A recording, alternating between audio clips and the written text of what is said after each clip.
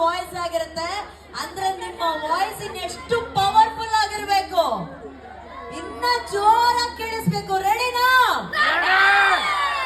ಇವರ ವಾಯ್ಸ್ ಬರೀ ಕರ್ನಾಟಕದಲ್ಲಿ ಅಷ್ಟೇ ಅಲ್ಲ, ಇಂಡಿಯಾದಲ್ಲಿ ಅಷ್ಟೇ ಅಲ್ಲ, ಇವತ್ತು ವಿಶ್ವದಲ್ಲಿ ಎಲ್ಲೆಲ್ಲಿ ಕನ್ನಡಿಗರಿದಾರಲ್ಲ ಅವರೆಲ್ಲರೂ ಹಾರ್ಟ್ ಅಲ್ಲಿ ಇವರ ವಾಯ್ಸ್ ಹೋಗ್ಬಿಟ್ಟು ದೊಡ್ಡ ಆಟೋಗ್ರಾಫ್ ಆಗ್ಬಿಟ್ಟಿದೆ.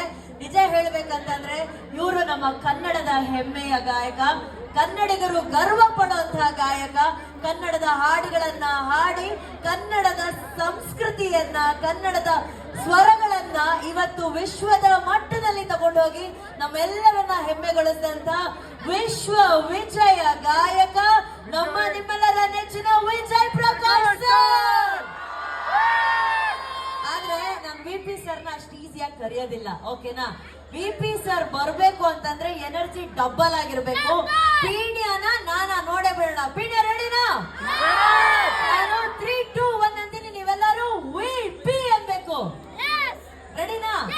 ವಿ.ಪಿ. ಅಂದ್ರೆ ಇರೋದಿಲ್ಲ, ನೋ ಬಿ.ಪಿ. ವಿ.ಪಿ. ಅಂದ್ರೆ ಓನ್ಲಿ ಹ್ಯಾಪಿ.